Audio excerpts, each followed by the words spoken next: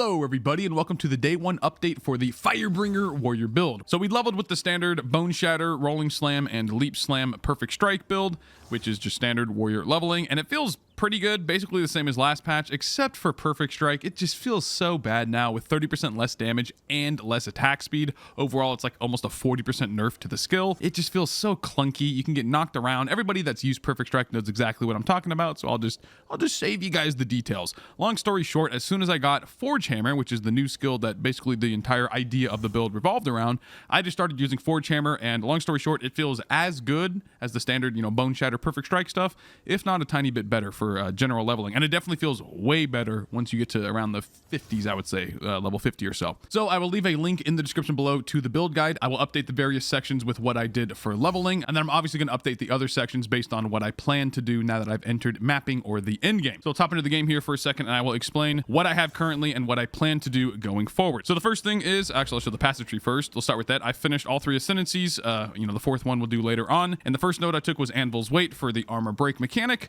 And then the second one I took was Imploding Impacts to reduce it to below 0, which just gives you a little bit more damage. Honestly, if you want to level as the Titan and then swap to Warbringer later, that's probably ideal. There's not much benefit taking these nodes early on the Warbringer. The Titan with hulking form is just going to be significantly better, significantly smoother. But later on, which is the whole point of playing the Warbringer, you will get much more tanky. And it should feel very nice. And then for the final point here, just for now, I took Jade Heritage, which gives you 10% physical damage reduction. As far as the passage tree, it's very, very, very similar to the leveling build. Again, the Mobalytics link will be in the description below for that. Very similar. I added in these fire nodes up here. Obviously added in the new Behemoth node because you percent life and AoE, and actually slam aftershock chance as well. Very, very powerful node. Took these AoE nodes up here, then just went down here. Got the don't forget beef as well for some extra HP. If you're using a two-handed weapon, don't forget these nodes right here. If you're using one-handers, I actually wouldn't recommend these nodes here. It's too many points spent and it's not that good. These two-handed nodes on the other hand are very, very nice. Then after grabbing Crushing Verdict, I traveled all the way down and around here to grab Molten One's Gift. The fully broken armor effect also applies to fire damage. This is important because this is a 20% more damage multiplier without any increase to the fully broken armor effect, but you actually get 25% increase effect on top of that. So it goes about 25% more damage. And then you can take this node here for an extra 30% effect of the fully broken armor, equating to a 30% damage multiplier by taking these passive points, and it's pretty nice. Past that, I did actually go Blood Magic for leveling. I did this around level 50. You can probably do it even earlier if you would like. I recommend for this that you grab, and we'll talk about skills in a second in more detail, don't worry, Time of Need, and make sure that you have a little bit of extra spirit to run Vitality on top of it. You don't need Vitality 2. If you obviously have the extra spirit to do it, do it. But Vitality and Time of Need should feel good enough, and especially if you get one rare jewel, or just a jewel in general, with Recover Max Life on Kill. For some reason, this only rolls on Sapphire Jewels. Someone correct me if I'm wrong, but I've only seen Sapphire Jewels with this modifier. But recovering a percentage of your life whenever you kill something is obviously very nice for just generally clearing. And that should totally offset the downside of having to spend life instead of mana for Blood Magic. Past that, you are going to want to use Aftershock. So I'm currently spec'd into this node right here for a little bit of extra area effect. I was just doing this for clear speed in the campaign. I might swap these nodes out just because I'm, starved for passive points. I'm only level 67 right now. To take these nodes right here, get the 10% chance for Aftershock, 8% chance for Aftershock, you get a 5% chance for Aftershock here, and then don't forget this new node up here right above Blood Magic that gives you a 20% chance for an additional fissure, because this entire build works with fissures. So your rotation is going to be, you put down a Volcanic Fissure, you Leap Slam because it's a new support gem. I'll talk about that in 1 second, which also gets fissures. Put down your Forge Hammer, War Cry, and now you have a butt ton of fissures. And basically when you use Ancestral Cry, you'll be walking around, see the totem, how it's triggering all the fissures. When you have Ancestral Cry going, you'll just be walking around doing that.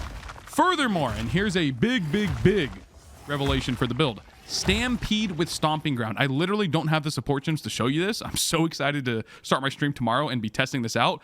But supposedly Stampede with Stomping Ground support makes your footsteps count as slams. The entire reason for using Ancestral Cry, the new War Cry, which makes your footsteps turn into slams, that's the entire reason for using it. And apparently Stomping Ground Stampede does the exact same thing, and it's not conditional. You just get it at all times whenever you use Stampede. I'm going to test this out. If it works, that could be absolutely gargantuan. Past that, for support gems, this is what everyone's going to wonder. Again, I recommend use Forge Hammer as soon as possible. I believe it's a level tier 9 skill gem, which is about level 30, 32, I think, something like that.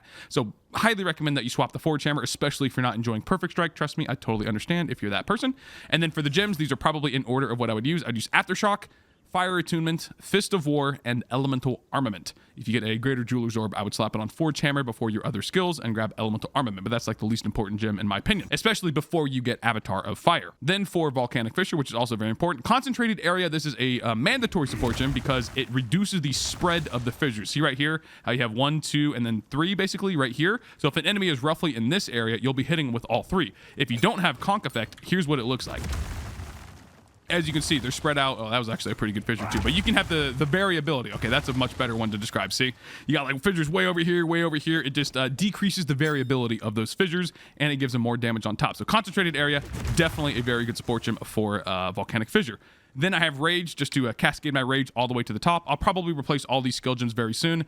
One last time, check the link in the description for the Mobalytics guide. I'll have everything up to date in there as I play, but I'm using Rage right now just to instantly cascade to max Rage when I'm fighting single target enemies, and of course Aftershock as well. In fact, I'll probably swap the priority here. Go Aftershock first, and then Rage with a Lesser Jeweler's Orb after that. Then Ancestral Cry, prolonged duration, just for more duration so you can walk around, stomp. Magnified Area, so you have a better chance of proccing all of those fissures. I might actually replace this with Magnified Area Tier 2. I just don't have any support gems, as I said. And then Elemental Armament, this is still probably not going to be used, but it's fine for right now, just some extra damage. Shockwave Totem, this thing just slams. So you put it down, and it's just going to slam the ground occasionally, and it procs all your fissures for you. So we just want rapid attacks, so it attacks way faster, and Urgent Totems, so we can, spend less time actually summoning the totem. Infernal Cry, Raging Cry support gives you 20 rage whenever you are fighting a unique enemy, so it's instantly get up to 20 rage, and then like I said, Rage on Volcanic Fissure will get you your rest pretty much right away. And then Efficiency, just for a little bit less cost. What else are you gonna put on there, right? Leap Slam, here's a big one. Crater support. This is a brand new support, creates 3 fissures on landing. Now sadly, each fissure only deals 35% of your normal attack, so it's kind of garbage honestly, but 3 fissures on landing, you have the potential to get some pretty juicy extra damage here on a boss. Unfortunately, it looks like almost always it spreads it out in a T like this from your impact point, more or less. It makes like let's just call it a triangle, right? It makes a triangle, or it looks like a fidget spinner, honestly, in my opinion. But so you're not going to get the best overlap if the enemy is like over here, right? If you leap slam here and then the enemy moves over here, you're basically only going to hit them with 1 extra fissure, which again is only 35% damage. But hey, it's still 35% extra damage from 1 support gem on leap slam, not even on your main skills. And then Rage, of course, as well, just to get your Rage, make sure it's stacked up to the maximum. Herald of Ash, I'm convinced that Herald of Ash is just not necessary in this build. I'm going to be testing more and more, but for 30 Spirit, dude, you can do a lot more. Herald of Ash, I like never see the overkill ignite damage doing anything for me personally. I might very well remove this. Right now I just have Magnified Area, and then like I said, Vitality, but this can go on any of your Spirit reservations. And then Time of Need, obviously just recovers your life a little faster. I literally don't have a support gem to put on Reduced Skill Effect Duration, which would reduce the activation time from 11 seconds down to like 8 seconds or 7 seconds or something. I don't have any support gems, guys. I haven't found them. Anyone else? Hello? Support gems? Do you have my support gems? Hello? Anybody? You guys been finding support gems? And then, like I said, one last time, I'm going to be testing out Stampede with Stomping Ground. It should be gargantuan. Then, for another big question I've been getting, dual-wielding one-handed maces versus using a two-handed mace. And, of course, Giant's Blood. So, just Giant's Blood right now. Don't even think about it. You would not go Giant's Blood until you get into mapping and you get some currency to invest in your character.